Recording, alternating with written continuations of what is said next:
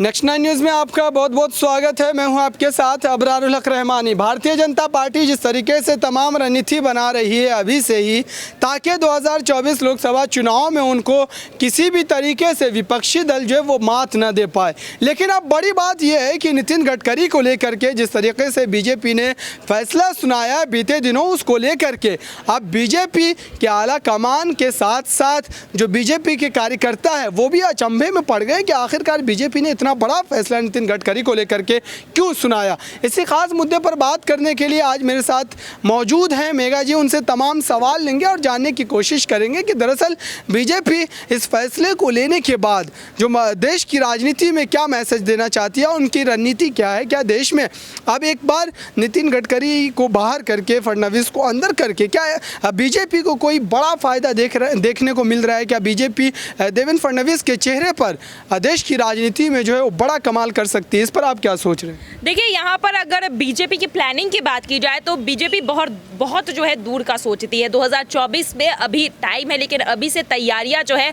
2024 के लोकसभा चुनावों की शुरू कर दी है बीजेपी ने। और यहाँ देखा जा रहा है कि छोटे लेवल से लेकर हाई लेवल तक यहाँ पर जो है चुनाव की तैयारियां शुरू हो चुकी है। और इसी वजह से आज देखा जा रहा है कि इतना फेरबदल जो है बीजेपी बार बार कर रही है। राज्य से हो जाए, यहाँ पर केंद्र में हो जाए, हर जगह बीजेपी कहीं ना कहीं बदलाव जरूर करते हुए नजर आ रही है। तो नितिन गडकरी को लेकर जो फैसला किया गया है आज बीजेपी की तरफ से, वो भी एक बड़े बदलाव का यहाँ पर सामने उदाहरण देखने को मिल रहा है 2024 के लिए। क्योंकि 2024 में जो गणित बीजेपी बैठा रही है बहुमत के लिए, वो कहीं ना कहीं इधर उधर हो रहे हैं, जिस तरह से भी सियासी समीकरण बदले हैं बाकी राज्यों में। तो उसे देखते हुए यहाँ पर बीजेपी चाह रही कि ज्यादा से ज्यादा जो है जनता को जुड़ाव हो। और हाल ही में जिस तरह से नीतियां बीजेपी लेकर आई है उससे भी नाखुश है यहाँ पर देखा जाए तो जनता। तो उन्हें कनेक्ट करने के लिए कहीं ना कहीं एक नए तरीके से अप्रोच करना चाहती है बीजेपी, एक नई रणनीति को लाना चाहती है। और इस वजह से ये बड़ा फेरबदल जो है देखा गया है आज बीजेपी में। देखिए, नितिन गडकरी के खिलाफ जो फैसला सुनाया गया था उसके बाद कल की बात अगर की जाए तो उन्होंने अपने एक भाषण में कहा था कि सरकारें जो है वो समय पर फैसला नहीं लेती है। अब सरकार तो केंद्र में भारतीय जनता पार्टी की है, तो क्या अभी भी वो इस तरीके की बयानबाजी कर रहे हैं जिसको लेकर के जो एक तरीके से शंका जो है भारतीय जनता पार्टी हाईकमान को लग रहा था पहले से ही कि अगर नितिन गडकरी लगातार इस तरीके के बयान देते हैं तो आने वाले भविष्य की राजनीति में उनको नुकसान उठाना पड़ सकता है? जी बिल्कुल। देखिए, नितिन गडकरी जो बोल रहे हैं सच बोल रहे हैं, लेकिन यहाँ पर दिक्कत क्या है कि वो जो सच बोल रहे हैं उनके जो है पार्टी के लिए, जो अभी सत्ता में है, उनके लिए वो जो है घातक साबित हो सकता है वो सच। आज देखा जा रहा है कि वरुण गांधी, वो भी एक बीजेपी के नेता है, वो भी एमपी है, लेकिन वो भी जिस तरह से बेरोजगारी महंगाई के मुद्दे को उठाते हैं, बीजेपी को उससे दिक्कत होने वाली है। और नितिन गडकरी भी कुछ ना कुछ ऐसे ही कर रहे हैं, जो आज दिक्कतें हैं उसे उजागर कर रहे हैं और जिसकी वजह से सरकार की गलतियां जो है सामने निकल कर आ रही है। और इस वजह से बीजेपी को दिक्कत हो रही है। और बीजेपी को पता है कि अगर इसी तरह से उन्हीं के पार्टी के नेता अगर खिलाफ बोलने लगे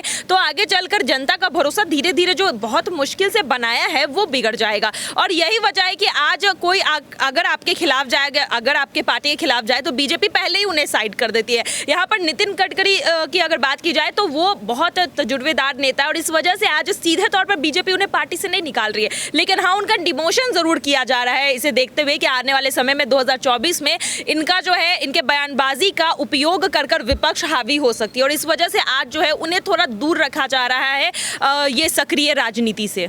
बिल्कुल सही कहा आपने कि उनके बयानों से बीजेपी को नुकसान हो सकता है, लेकिन नितिन गडकरी को बाहर का रास्ता दिखाए जाने के बाद भी लगातार जो पॉलिटिकल पंडित है उनके द्वारा ये शंका जताई जा रही है, ये एक तरीके से अनुमान लगाया जा रहा है कि आने वाले समय में महाराष्ट्र की राजनीति में नितिन गडकरी के अगर कद को देखते हैं हम, तो जिस तरीके से लगभग 80 के दशक से लगातार भारतीय जनता पार्टी के साथ बने हुए थे और अचानक से इस तरीके से बड़ा एक फैसला सुनाना कहीं ना कहीं चौंकाने वाला था। लेकिन अब जबकि देवेंद्र फडणवीस को उनकी जगह मौका दिया गया है संसदीय बोर्ड में, तो देवेंद्र फडणवीस क्या नितिन गडकरी से ज़्यादा फायदा महाराष्ट्र की राजनीति में, ज़्यादा सीटें अगर कह लें तो देवेंद्र फडणवीस के चेहरे पर बीजेपी को मिल सकती? क्योंकि देवेंद्र फडणवीस को लेकर के पिछले विधानसभा चुनाव में महाराष्ट्र में जो एक तरीके से नाराज़गी जो है जनता को खुल करके देखने को मिल रही थी। भले ही जनता बीजेपी को पसंद कर रही थी, लेकिन देवेंद्र फडणवीस के चेहरे को मुख्यमंत्री के तौर पर पसंद नहीं किया जा रहा था। तो इस मामले को देख करके आपको क्या लगता है, क्या देवेंद्र फडणवीस को शामिल करना अच्छा कदम हो सकता है? देखिए, अभी अगर जनता की बात ना करके मैं सिर्फ राजनीतिक तौर पर देखूं तो देवेंद्र फडणवीस को इस बार महाराष्ट्र में जगह नहीं मिली सीएम कुर्सी में, तो कहीं ना कहीं वही कॉम्पनसेट करने की कोशिश जो है बाकी जगहों पर की जा रही है। यहाँ पर देखा जा रहा है कि एक तरह से देवेंद्र फडणवीस को खुश करने की कोशिश बीजेपी कर रही है कि चलिए महाराष्ट्र में आपने डिप्टी सीएम का पद स्वीकार किया, उनका डिमोशन हुआ तो यहाँ पर प्रमोशन कर देते हैं। तो केंद्र में कहीं ना कहीं जो उनकी सक्रियता को बढ़ाया गया है वो इस वजह से बढ़ाया गया है कि आज जो है महाराष्ट्र में उनका जो कद घटा है उससे नाराज थे देवेंद्र फडणवीस, और उन्हें खुश करने के लिए कहीं ना कहीं आज संसदीय बोर्ड में उन्हें जगह मिली है ताकि उनकी नाराजगी जो है ये दूर हो। और वहीं दूसरी तरफ अगर राजनीतिक तौर से हटकर जनता की बात की जाए तो देखिए, देवेंद्र फडणवीस जिस तरह से महाराष्ट्र की सत्ता में वापस आए हैं, अब उनके पास जो है 2.5 साल के लगभग का समय है महाराष्ट्र की जनता के लिए काम करने का, और अब कहीं ना कहीं कर भी रहे। तो यही सी चीज और पकड़ की अगर बात की जाए तो विधानसभा चुनाव में यहाँ देखा जाए तो देवेंद्र फडणवीस की जो पकड़ है महाराष्ट्र की जनता में वो ज्यादा है। देवेंद्र फडणवीस के चेहरे को लोग महाराष्ट्र की जनता ज्यादा जानती है, और इस वजह से यही चीज देखते हुए कि लोकसभा में भी ये चीज काम आएंगे, और इसी वजह से देखा जा रहा है कि आज बीजेपी ने उन्हें मौका दिया है।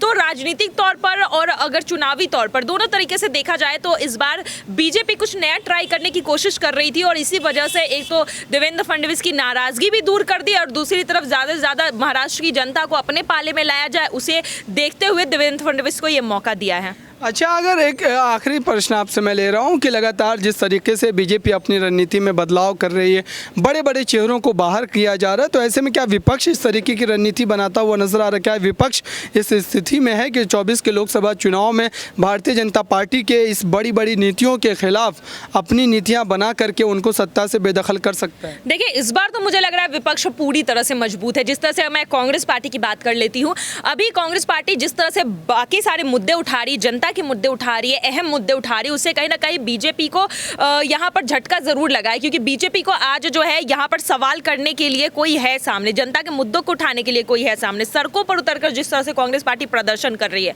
रही बात नीतियों की, तो नीतियों के लिए देखिए, यहाँ जिस तरह से भारत जोड़ो यात्रा कांग्रेस पार्टी शुरू करने वाली है यहाँ पर, जिसे कन्याकुमारी से लेकर कश्मीर तक देखा जा रहा है कि पैदल यात्रा किया जाएगा।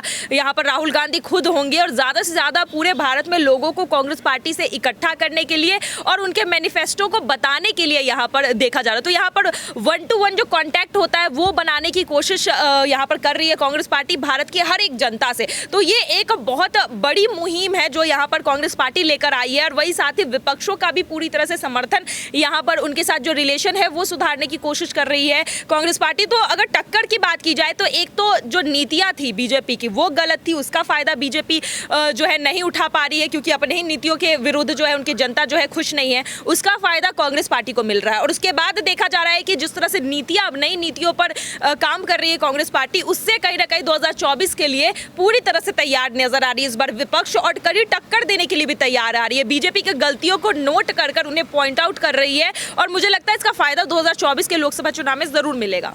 बिल्कुल, आपने सही कहा कि सरकार को लेकर के जो एक तरीके से नाराज़गी है जनता के दिलों में, जनता के मन में, उसको अगर कांग्रेस पार्टी और तमाम विपक्षी दल जो है भुनाने में कामयाब हो जाते हैं, तभी भारतीय जनता पार्टी को 2024 में सत्ता से बाहर का रास्ता दिखाया जा सकता है, वरना फिर कांग्रेस पार्टी को एक बार विपक्ष के तौर पर ही संसद भवन में बैठना पड़ेगा। फिलहाल इस रिपोर्ट में इतना ही। देखते रहिए ताज़ा तरीन खबरों के लिए नेक्स्ट 9 न्यूज़ को। धन्यवाद।